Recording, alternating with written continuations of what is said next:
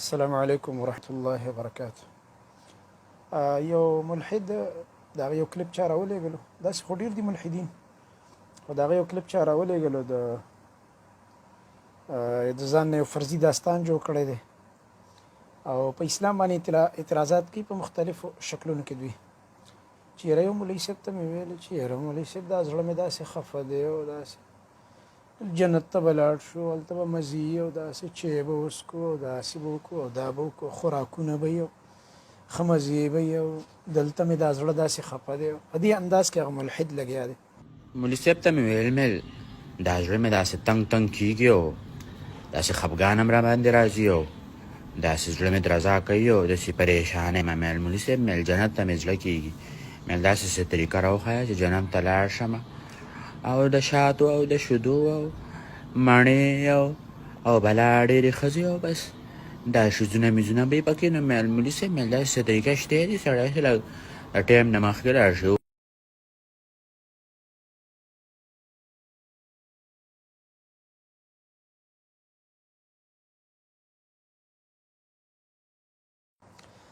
بیا د بې غیرتۍ اندازې دې حد کې ده لکه د بې غیرتۍ اندازه او د انسانیت هغه خلاف تصور او سوچ چې خپل شکل یې بدل کړی دی. د خپل شکل بدلول چې خپل اصلي اوریجنل شکل یې نه دی، بلکې نن سبا د کیمرو کې د سیسټم راوتي شکلونه او چهرې بدلوي او حلیه بدلیږي. نو یو خو دا د بې غیرتۍ دلیل هم دی چې دا لکه ډېر بې غیرته انسان دی چې خپل اصلي اوریجنل حلیه کې دی نشي راتللی. او دویم دا کوم خپل شکل چې بدل کړی دی نو دا د دې دلیل هم دی چې الله رب العالمین دی په خپل اصلي شکل کې پیدا کړی دی. هغه تخلیق د الله سبحانه وتعالی هم د ده نه دی خوښ او د دې سوچونه همیشه هم داسې دا منفي سوچ والا خلک. زه د اعتراضاتو جواب کوم انشاءالله، د دې ملحد جواب دله ورکوم چې دا کوم فرضي داستان جوړ کړی چې مولوي صاحب ته مې ویلې چې جی به داسې جنت ته به لاړ شو، داسې به هلته به لږ چای به وڅښو، داسې به خوشحاله یو. زه دې جواب کوم انشاءالله تعالی.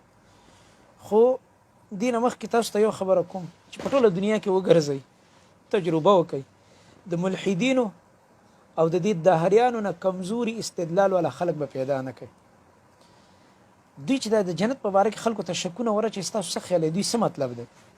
د دې مطلب اصل کې دا دی چې دا کوم څیزونه موږ په سترګو وینو بس صرف دا منل پکار دي چې موږ ته کوم څیز په سترګو نه ښکاري، موږ کله ټچ کړی نه دی او موږ ته په حواس خمسو معلوم نه دی، نو هغه لحاظه موږ نشو منلی. اصل کې د دوی دا یو باطل تصور دی. نو دی ملحد ته ووایه، دی بېدینه ته ووایه یا ډېر بې عقله انسان یې، کم عقل انسان یې. دا خبره په دوی ښه لګي که بده لګي؟ دا په ډېره بده لګي. وایي تا ما ته ولې کم عقل وویلو، ولې ما ته بېوقوف وې؟ نو ورته دا عقل لږ ما ته راواخله که نه، په دې پلیټ کې لږ کېده وه، مخې ته یې کېده وه. څنګه دی دا عقل؟ داسې د لرګي نه جوړ دی، د پلاسټک نه جوړ دی، د عقل د اوسپنې نه جوړ دی که د غوښې نه جوړ دی؟ د عقل کم کلر کې دی؟ سپین دی که تور دی، سور دی که شین دی، کم کلر کې دی چې ته منې چې په تا کې عقل دی خو تی ما ته ښودلی نه شي؟ نو په تا کې دننه یو څیز موجود دی او ته وایې چې په ما کې شته او هغې ثابتولو لپاره ته ما ته هغه نشي د هغې وضاحت نشي کولی، ایکسپلینیشن نشي کولی، هغه ما ته ښودلی نشي، مشاهده د هغې ما ته نشي کولی. نو په تا کې دننه یو څیز موجود دی، ته ما کې موجود دی، هغه ته ما ته نشي ښودلی. ته د لوی الله په باره کې او هغه الله وایي چې جنت دی، جهنم دی، قیامت دی، دا خبرې روانې دي. په دې باره کې ته څوک چې ته اعتراض وکړې؟ ته یې څوک چې ته د خپل ځان د یو څو فوټه بدن جواب ماله نشي راکولی؟ ته د دې په باره کې ما نشي مطمئن کولی. دویمه خبره دا ده، دوی خو چونکې قرآن او حدیث خو موږ دوی ته نه وایو، دوی خو لکه قرآن او حدیث خو به هغه چا ته وایي چې چا په ایمان یې که نه، دوی خپل ایمان نه دی راوړی. نو مسلمان او مؤمن ته به قرآن او حدیث وایي، خو ده ته به څه وایي؟ ده ته موږ د دوی په ژبه کې خبرې کوو. د ده په ژبه کې څنګه خبرې کوو؟ دی وایي که نه مولوي صاحب ته مې ویل چې یاره مولوي صاحب دا زړه مې داسې خفه دی او بس جنت ته به لاړ شو، هلته به چې کوم دی داسې چای به وڅښو، هلته به داسې خوراکونه به یو، مزې به یو، چمنونه به یو، پارکونه. ښه زمونږ خو الحمدلله په دې ایمان دی، خو ته خو په مذاق کې ویې لکه ستا په ایمان نشته که نه. دا ستا دا خبره د عقل نه خلاف ده. د وخت نه مخکې چې دا ته کوم جنت غواړي که نه، زه تا ته ویم چې ستا دا وړوکی زوی دی د 15 کالو دی، ای ملحده د 15 کالو، او زه تا ته ویم چې دا ولې ډاکټر نه دی؟ دا ولې انجینیر نه دی جوړ شوی؟ یاره 15 کاله عمر یې، ته به ماته څه وایې؟ ته به ماته چې د الله بنده یم مولوي صاحب دا خو به اول زه په پرایمرۍ کې داخل کړم، دا خو لا ماشوم دی. بیا به هغه پرایمري سکول وایي، 100 کاله به هغې کې تیر کړي، نرسري به وایي، پلی ګروپ، بیا به چې کوم دی KG ته شي، بیا نه پس کلاس 1 2 3 4 5 نه پس به دا پرایمري پاس کړي. بیله بیله به دی په دې پوه شي سکول څه ته وایي، لیکل څه ته وایي، دومره یو شعور به پیدا شي. هغې نه پس به دا میډل پاس کوي، اتم بیا به ځي میټرک به پاس کوي، میټرک نه بعد به بیا کالج لځي، فرسټ ایئر سیکنډ ایئر، یا به دی چې کوم دی میډیکل وایي، یا به انجینیرینګ وایي، یا به چې کوم دی آرټس کې یو مضمون ځان له خوښوي چې هغه د ده خوښه ده چې کوم مضمون، بیا به هغې نه بعد یونیورسټۍ ته ځي. یونیورسټۍ کې به بیا دی چې کوم دی په یو فن کې به دی سپیشلایزیشن کوي، ډپلومه به اخلي، یا به دی میډیکل شعبې ته ځي نو ډاکټري به وایي، د هغې ډپلومه به والي. هغې نه بعد به چې کوم دی بیا ډاکټر جوړېږي. د 15 کالو ماشوم نه ته ماته څنګه وایې ډاکټر جوړ کا؟ ته خو ماته دا جواب راکړې که نه ملحده چې زه تا ته یم دا د 15 کالو ماشوم نه ډاکټر ولې نه جوړی؟ ته ماته دا چې صبر کوه، دا خو لا ډېرې قیسې منځ کې دي، نو وروستو به ډاکټر جوړېږي که نه؟ دا جنت څنګه نن غواړې زمانه ملحده؟ دې کې هم ډېرې غټې قیسې دي، دې کې هم منځ کې ډېرې غټې قیسې دي. دا ټولې قیسو نه چې تېر شوی نه جنت او جهنم خپل ټیم دی. څنګه چې د طالب علم د امتحان خپله ورځي، د ریزلټ خپله ورځي، اول امتحان ورکي، بیا ریزلټ راشي، بیا پای کې پته ولګي څوک پکې پاس شو، څوک پکې فیل شو، څوک فرسټ پوزیشن کې راغی، څوک سیکنډ راغی، څوک تھرډ راغی، چا A ګریډ واخسته، چا B ګریډ واخسته، چا C ګریډ واخسته. په دنیا کې خو د ځان له بې وقوفه او احمق انسانه د دې یو څو ورځو ژوند دپاره خو د ځان له دا لانګ پروسس خوښ کړی دی چې 100 کاله 40 کاله به په دې تعلیمي مرحله کې تیر کی 35 ساله نه پس به چې کوم دی ډیګري وکړي، بیا به چې کوم ډیګري به واخلي او د هغې کې به چې کوم دی مطلب دا ډپلومه به واخلي، سپیشلایزیشن به وکړي. هله به انسان هغه مرحلې ته رسېږي. وروستو به بیا که میډیکل شعبه ده نو ډاکټر به جوړېږي، او که انجینیرینګ شعبه ده انجینیر به جوړېږي.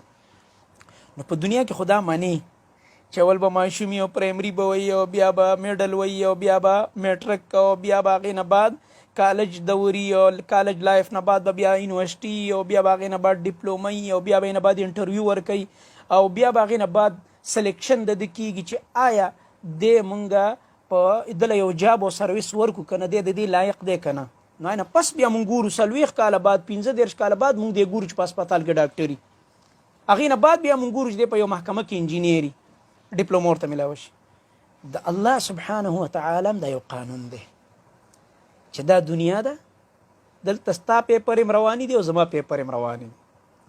دا ته چې کوم عمل کې خبرې کې او کینې او پاسې او دا زه چې کوم د دې دپاره الله سبحانه وتعالی ملائک مقرر کړي دي. که ته یې منې که نه یې منې، ته 100 ځل د شترمرغ په شان ته په دې شګو کې سر ورکه، نو په دې باندې ستا په دې نیش باندې څه نه نیش کېږي.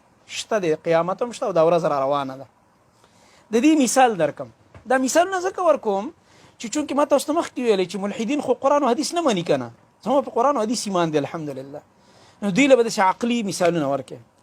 دې دا ځان باندې چې بخزمان نوم ایښی دی، خپل نوم بیا هم بدلي، خو ډېر بې غیرته دی، بې غیرته انسان دی. کیدای شي بخزمان به چېرته زموږ د یو ډېر ښه خرونه به د هغې به دا بخزمان نومي، زموږ ډېر پښتانه او ښایسترونه به دا بخزمان نوم دی. دې ظالم دا د بخزمان دا نوم هم چې کوم دی هسې وشرمولو، د دې بېوقوف، د دې احمق، د دې ظالم به پته لګي خپل اوریجنل کم نومي. نو دومره خو یو بې غیرته دی، د استدلال په میدان کې هم بې غیرته دی، خپل اوریجنل شکل هم نه ښایي، خپل اوریجنل نوم هم نه ښایي. نو دا دته که چا ویلي وی د مور په خېټه کې، د مور خېټه خو دی مني که نه، ملحد خو دا مني که نه چې اول ماشوم چېرته وي، د مور په خېټه کې که نه، دې نه خو انکار نه کوي که نه. ورته که د دې مور په خېټه کې تا ته یو کس درغلی وی بالفرض، هغه ټیم تا خبرې کولی شو، تا ته یې ویلي وی چې یاره بار نه دی، یو ډېره لویه دنیا ده، په هغې کې چې کوم دی اسمان دی، لاندې لویه ځمکه ده، په هغې کې ډېره ښایسته سینریانې دي، په هغې کې سیندونه دي، په هغې کې داسې ښکلی سمندر دی، د هغې نظارې دي، په هغې کې چې کوم دی جهازونه دي، په هغې کې چې کوم دی ګاډي دي، په هغې کې هوټلې دي، په هغې کې پارکونه دي، په هغې کې چې کوم دی موسمونه دي ښکلي ښکلي، او په هغې کې میوې دي، خوراکونه دي، او ته دومره وړوکي ځای کې شا بزر کوه چې هلته لاړ شو کله به او نو تا به آیا هغه ټیم دا منلی وې چې یاره بار داسې غټه دنیا شته؟ د مور په رحم کې هم تا ویلی چې نه مړه خو ټوله دنیا چې ده دا خو زما سمج کې نه راځي. نو ستا په دې سمج کې نه راتللو معنا آیا دا و چې دنیا نشته؟ ستا په سمجھ کې د مور په رحم کې د ماشوم په سمجھ کې دا نه راځي چې بار ډېره لویه دنیا ده، ډېر لوی جهان دی او په هغې کې دا دی او دا. نو آیا د دې ماشوم د بې عقلۍ د لاسه د ده په سمجھ کې دا نه راتلل چې بار یو لویه دنیا ده او دی به یو څو ورځې بعد ورځي، آیا د دې معنا دا ده چې دنیا نشته؟ شته، د ده په سمجھ کې نه راځي. دا د ده کمزوري ده، دا د ده د عقل کمزوري ده. خو شته دی یو څو ورځې بعد یو څو میاشتې بعد بیا دا هماغه دنیا ته راشي. وړوکی ماشوم خوله کې غاښونه نه وي، پی خوري، بیا څه وخت بعد غاښونه وشي نو د خوراک د اخذ او د هضمولو ماده پکې الله پیدا کړي، بیا ورو ورو لویږي. بیا د هغې نه بعد چې کوم دی د وړوکوالي دور دی، بیا د ځوانۍ دور دی، بیا د بوډاتوب پوخ عمر دور دی، بیا د بوډاتوب دور. دا سټیجونه دي د ژوند، دا ټول بیا دی ویني. خو که د مور په رحم کې ورته ویلي بیا یې نه منله. دغه شان دا ملحد او بېدینه ته چې ته وایې چې آخرت را روان دی، لوی جهان را روان دی، د قیامت لوی ورځ را روانه ده، هغه رب چې دا کائنات پیدا کړي دي، دا لوی جهان یې ودرولی دی. کنی ملحد دی مونږ ته وایي دا جهان چا پیدا کړی دی؟ ملحدین ته چې کښېنې که نه دوی د بحث نه دي. ګوره دوی وایي یاره دا داسې و چې یو بړز وشو، یو دماکه وشو او د دماکې په نتیجه کې چې کوم دی بیگ بینګ ورته دوی بیگ بینګ یو دماکه وشوله او د هغې په نتیجه کې بس دا دنیا وجود ته راغه او دا غرونه هم پکې پخپله پیدا شو، دا سیندونه هم پکې پخپله روان شو، دا ځنګل هم پکې پخپله ولګېدې او دا اسمانونه هم پخپله ولګېدل او دا ځمکه هم خواره شوله او دا چې کوم دی دا موسمونه هم پخپله بدلیږي او دا هر څه پخپله روان دي. شابسې ای عقلمنده انسانه، څومره عقل دی، څومره بېوقوفه د جهان. دا موبایل دی، دا دې موبایل ته وګوره، دې ملحد ته ووایه بې ګازه اوده ومه او سهار چې راپاڅېدم د بالښت د لاندې یو بړز وشو، دا موبایل پیدا شو. مني در سره؟ دې ملحد ته ووایه، دا د الله او د رسول او د دین او د آخرت نه منکر ته ووایه، ورته یاره داسې کار وشو چې بس دا یو بړز وشولو چې کتل مې زما 3 چته کور جوړ شوی او دا زمونږ جومات نه دی مسجد او دا لویه مدرسه، دا داسې کار وشو چې بس مړه یو بړز وشولو او دا مسجد جوړ شولو. دی در سره مني؟ دی در سره نه مني. دی در سره نه مني. نو چې دی در سره دا نه مني چې دا 3-4 مرلې کور په خپله جوړ شو، دا د ستورونو په حساب موبایل په خپله جوړ شو، نو ورته وایې د عقل نه خلاصه بېوقوفه انسانه د نفسیاتو ډاکټر له لاړ شه، ځان له علاج وکړه. نو چې دا وړوکی موبایل ته نه مني چې په خپله بړز وشو جوړ شو، نو دا ټول جهان د دې موسمونه، دا منظم سیسټم، د انور، سپوږمۍ، ستوري، شپه ورځ په یو منظم انداز د دې هغه رفتار دا څنګه په خپله وشو؟ دا څنګه په خپله وشو؟ نو دې وجې نه موږ دې خلکو ته وایو چې راشئ د فطرت سره ډغرې مه وهئ. ستاسو نه انسانیت هم وتی دی. د زړه د درد نه راته خبرې کوم، د زړه د درد نه دعوت در کوم. کښېنئ د استدلال په میدان کې خبرې وکئ او بیا راشئ قرآن حدیث سټډي کوئ، وګورئ آیا د الله د کتاب دا قوانین او زموږ د خوږ نبی محمد رسول الله صلی الله علیه وسلم دا حدیث آیا د انساني فطرت سره برابر دی او که نه دي؟ والله العظیم د اسلام تعلیمات ټول دا د انسان د فطرت سره برابر دي. والله العظیم الله قرآن کې فرمایي فطرة الله التي فطر الناس عليها. الله رب العالمین په دې فطرت باندې د ټولو خلکو د انسانیت پیدایش کړی دی. او نبی کریم صلی الله علیه وسلم فرمایي كل مولود یولد على الفطره، هر ماشوم چې پیدا کیږي په فطرت د اسلام پیدا کیږي. خو د ماحول د لاسه، د ماحول اثر به مني، د ماحول اثر وي، د ماحول د لاسه چې مور پلار یې غلطو عقیدو والی فابواه یهودانه او ینصرانه او یمجسانه، مور پلار یهودیانی د ماحول د لاسه د یهودي شي، مور پلار نصارای نصرانی کی، مور پلار مجوسی مجوسی کی، مور پلار مشرکانی د مشرک کی. ورنه هر انسان الله رب العالمین په فطرت د توحید پیدا کوي. او تاسو راشئ د زړه نه تعصب لرې کوئ او قرآن ته کښېنئ. والله العظیم چې په قرآن کې کوم د توحید ایتونه ته دا واوره په دې زړه دومره خواږه لګي، د فطرت سره برابر دي. چې کله الله رب العالمین د کائناتو د تخلیق دا موضوع ذکر کوي چې الله رب العالمین فرمایي غرونه مې پیدا کړل، په غرونو کې مې لارې جوړې کړلې، او څه غرونه مې په یو رنګ کې پیدا کړل، څه مې په بل رنګ کې پیدا کړل، څه مې داسې دغه رنګه د موسمونو تذکره چې الله رب العالمین کله کوي، د دې وریځو تذکره کوي، بیا د هغې نه د باران او د ګلۍ د ورېدو تذکره کوي، بیا الله سبحانه وتعالی د اسمانونو د ځمکې د کائناتو د پیدایش تذکره کوي، د انسان د پیدایش تذکره کوي، د انسان د دې ژوند د مختلفو ادوارو تذکره کله الله رب العالمین کوي، او دغه رنګه نور عقلي دلایل ډېر په دې مکي صورتونو کې په کثرت سره ذکر کیږي. والله چې د انسان چې انسانیت پکې او انساني شعور او فطرت برابري، هغه بالاخر د اسلام د حقانیت منلو ته مجبوره کیږي. او نن د دې ښکاره دلیل څه دی؟ ښکاره دلیل څه دی؟ په یورپ کې، په مغرب کې اسلام ټول نه زیات په تیزۍ روان دی. په هغوی چا توره ایښې ده، په هغوی چا ټوپک ایښی دی چې شابه اسلام ته راشه. دا هغوی خپل سوچ فکر او تحقیق کوي، د قرآن هغه انګلیش کې ترجمه وګوري یا څه سوالات د علماو نه وکړي، او د هغې د وجې نه الله سبحانه وتعالی د هغوی نارینه او زنانه لګیا دی اسلام ته را داخل کړي، د هغې په وجه باندې. نو طلب پکار دی، ضد او عناد پرېږدئ.